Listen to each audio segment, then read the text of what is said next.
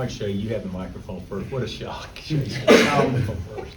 I just wondered how good this week has been, and if you can just maybe. It's too early to say, Okay. because we took Sunday off, we practiced Monday and Tuesday and off yesterday, so probably, today and tomorrow will be more of our Texas prep. days. But hopefully the guys are getting their legs back under them. And how's Kevin, any status update? Do you know if he'll be available Saturday? No, I do not know. Okay. He hasn't done anything yet this week. Okay. So we'll probably wait and see if he's able to do anything today. Today we'll probably determine if he plays on Saturday as much as anything, but I probably won't tell you guys that. In terms of Monday and Tuesday practice, is that more like self-scout, you working on things? Yeah, or just some a of the regular focuses? practice, all the different things that we could do in a game or things that we need to work on, absolutely, yeah. And we know that in the wintertime, at least, you guys get a chance to practice more. Do you feel like this is a similar type of schedule, or is it different? No, it's hour and 15 minutes. No, this isn't anything like over the break or anything like that. No, this is just try to get them off their feet as much as possible.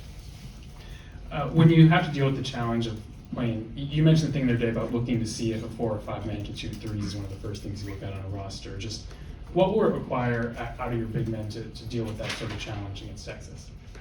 Well, they have one guy that shoots quite a few, and he makes a lot of the ones he shoots. So yeah, we got to come up with some way to stay connected and still yet do a good job on ball screen defense. I think we can. I think it's not the first time we've had to deal with that, but certainly DeSue shoots it. Probably this year, he's shooting it probably about as well as any big that I can remember shooting it over a course of a season. So, he's a handful.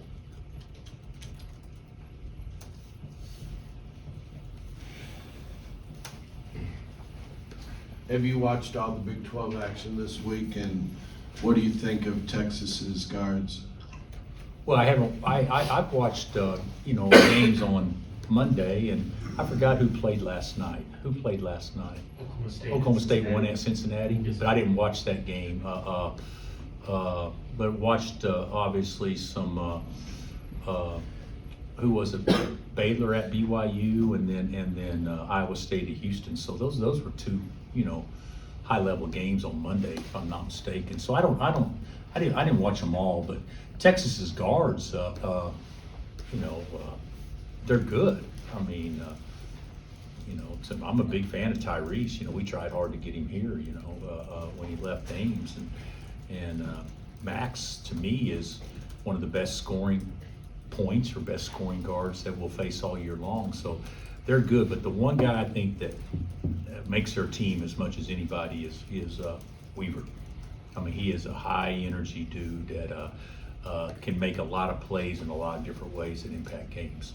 What do you see in the Big 12 standings, and are these 2 home games absolutely musts? I think in our situation, holding serve at home is really important. We don't have any margin for error, but I'm not looking at it the way that maybe some people are looking at it. I'm looking at, hey, let's try to win one game at a time, and we can't control what other people do, and whatever happens. But as long as we take care of our business, we got a chance to have a really good year in our league. Now, whether or not that means having a chance to play for anything of the highest stakes against Houston, that remains to be seen. We better go 4-0 if we're going to do that. But the best way to win them all is to win the first one. If you don't win the first one, that certainly eliminates all those desires. So yeah, we're just worried about Texas. I'm not worried about anything beyond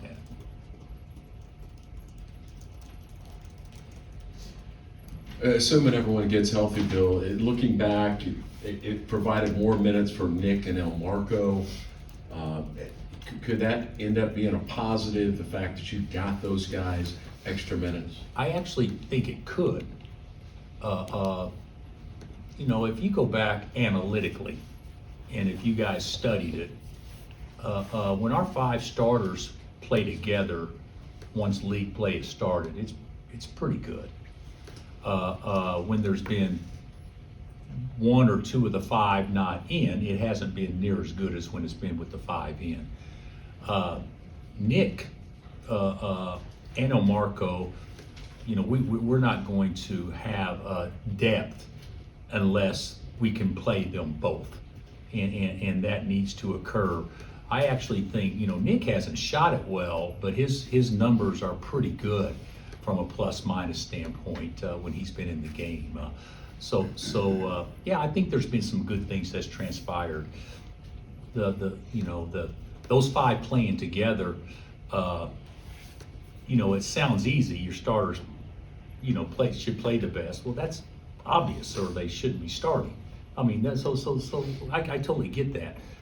But the amount of minutes that starters actually play together in a game is minimal compared to what most people think it is, because you always have somebody that's subbed in. So you know, even if, and we don't sub much, but even if that number's 18 minutes, you know, whatever, that's still 22 minutes that it doesn't occur.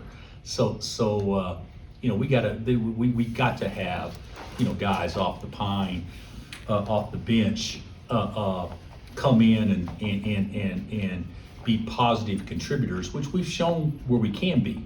We just haven't done it consistently.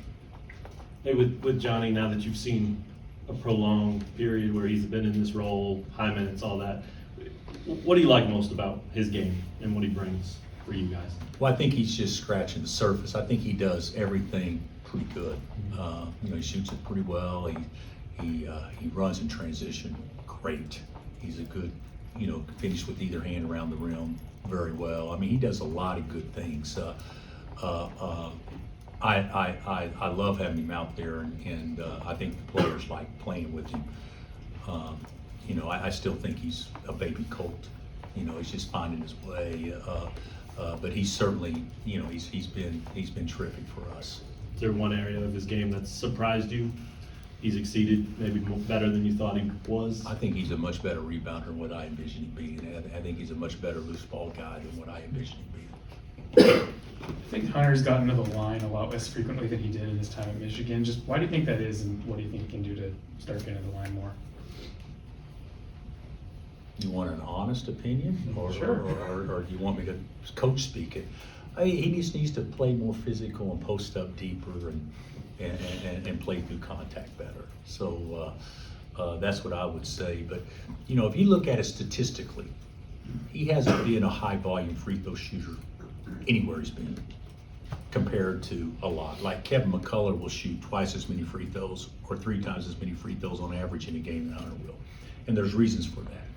But Hunter hasn't been a guy that has played near as close to the basket in many opportunities, because there's big bodies, strong bodies that you got to get through to get close to the basket. But you know, that's the way that it's just being the game. You know, a lot of it's on us, a lot of it's on maybe Hunter a little bit. You know, but the physicality in the post play has been something that probably hasn't benefited Hunter with free throw attempts. Anything else? With 3 coaches ejected this year, has there been any, you know, talks with the head of the officials? Is this getting to a point where there has to be discussion between the coaches and Curtis? Because of ejections? Yeah, I mean, it shows that 3 powerful coaches have gotten upset enough to get ejected. Well, yeah. So I haven't visited with one person from the conference office about that whatsoever, and I won't. I'm not as interested in what happened at Houston or what happened at Baylor. I'm more interested in what happens with us.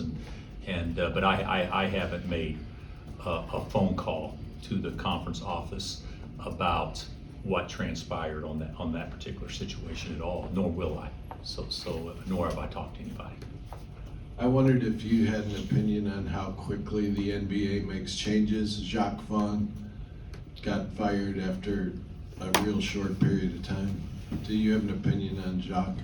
Oh, well, we all love Jacques. You know, I'm not in Brooklyn, and I don't know what's happening firsthand or anything like that, but we all love Jacques, and we want what's well for him. I hope he had a good contract. So that way he'll be fine regardless, which I'm sure he did. But I think, you know, when at that level, you know, it's when somebody buys the franchise and pays $3 billion for it, you would think they probably have a little bit more clout in what they think needs to be done. And when somebody has an investment like that, I would think the patience would probably be not quite as much if somebody didn't have near as much equity in your business. So I think, I could be wrong, but I think those guys understand that there's two types of coaches. And it's that way for the most part in college too, but there's the ones that have been fired and the ones that haven't been fired yet. So and I think most of those guys in the NBA probably understand that. Anything else? Thanks, Coach.